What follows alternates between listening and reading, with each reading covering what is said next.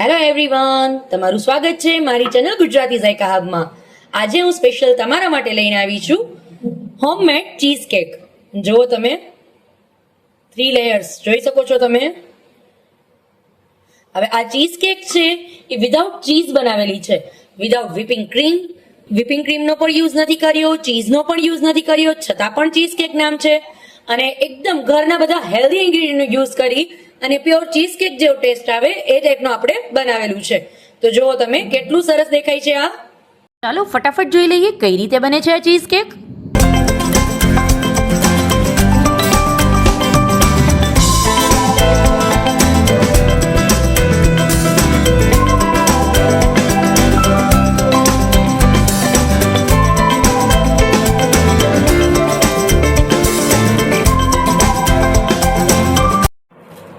હવે cheese cake બનાવવા માટે સૌથી પહેલા નીચેનો બેઝ બનાવશું.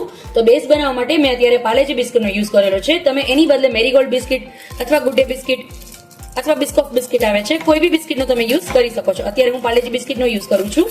પાર્લેજી બિસ્કિટને આ રીતે મિક્સરની અંદર પહેલા એનો એકદમ બારીક પાવડર કરી લઈશ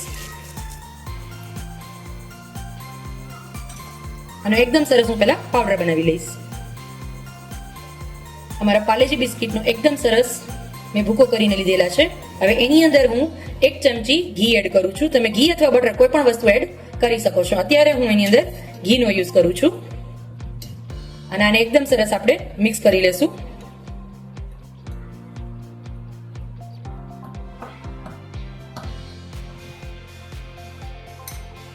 હવે મારો જે બિસ્કિટનો જે ભૂકો હતો એની અંદર મારું ઘી છે એકદમ સરસ મિક્સ થઈ ગયું છે. જોઈ લો તમે, આ રીતનું એનું ટેક્સચર આવી જશે. હવે એને સાઈડ પર રાખી દઈશું. હવે આપણે જે વચ્ચેનું ચીઝ ક્રીમ છે એ રેડી કરી લેશું.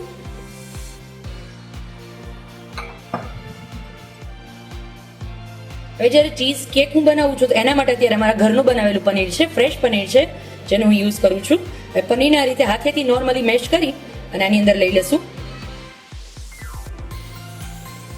હવે આ ચીઝ કેક છે પણ આમાં નથી બહારના ચીઝનો યુઝ કરવાનો કે નથી ચીઝ ક્રીમનો યુઝ કરવાનો કે નથી આઈસિંગ ક્રીમનો આપણે યુઝ કરશું. જે આઈસિંગ ક્રીમ રેડીમેડ મળે છે જેને તમે ફેટ કરીને યુઝ કરી શકો છો, એનો પણ આપણે યુઝ નથી કરવાનો. માર્કેટમાંથી કોઈ પણ વસ્તુ આપણે પરચેસ નથી કરવાની, છતાં પણ ડિલિશિયસ બનશે. જુઓ તમે, હવે આની અંદર હું શું એડ કરું છું. હવે આની અંદર હું 2 ચમચી જેટલી દળેલી ખાંડ નાખું છું.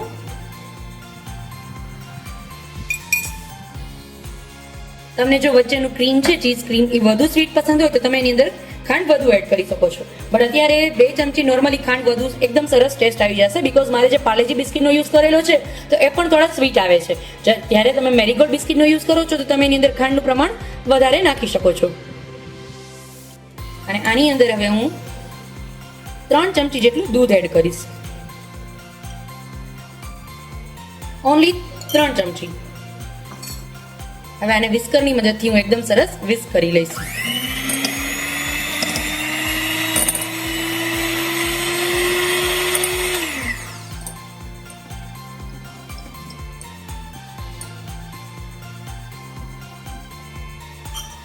હવે આમાં હું ફરી પાછું 1 ચમચી દૂધ એડ કરું છું. આ રીતે જરૂર મુજબ થોડું થોડું દૂધ એડ કરતું જવાનું. અને જો તમારી પાસે વિસ્કર ન હોય તો તમે એને મિક્સરની અંદર પણ એક વખત ચર્ન કરી શકો છો. એન્ડ હવે આની અંદર હું ઘરની ફ્રેશ મલાઈ છે એ 2 ચમચી એડ કરીશ, જેનાથી એકદમ ક્રીમી ટેક્સચર આવશે એનો.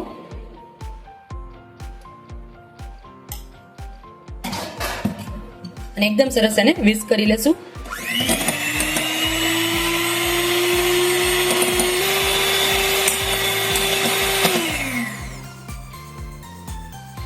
મારું હવે જે પનીર છે જેને મેં હાથેથી મેશ કરીને લીધેલું હતું, જેની અંદર મેં દળેલી ખાંડ અને મલાઈ નાખેલી છે, એ મિક્સચર છે એ રેડી છે. હવે આપણે બેઝને અને આ જે મારા ક્રીમી મિક્સચર છે બંનેને આપણે એસેમ્બલ કરી લઈએ. સૌથી પહેલા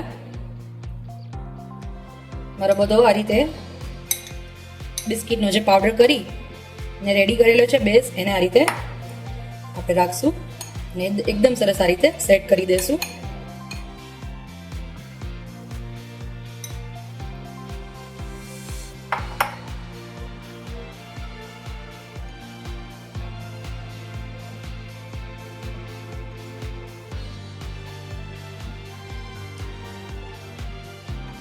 નોર્મલી આ રીતે ચમચીની મદદથી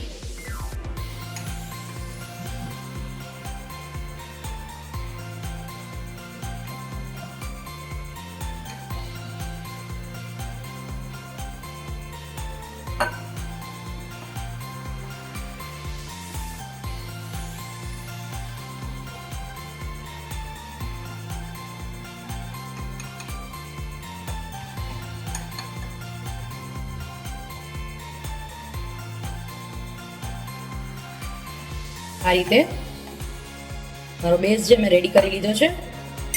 હવે એની અંદર આ ટેક્સચર મારું એડ કરી દઈશ.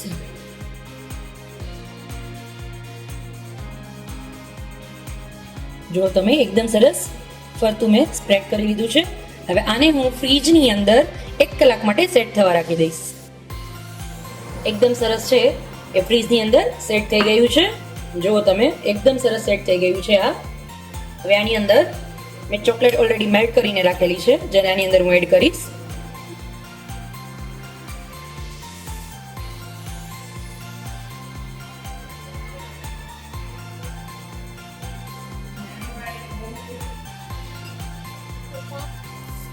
અને મારી પાસે થોડા સ્પ્રિંકલ્સ છે, જેનાથી એને હું ડેકોરેટ કરીશ.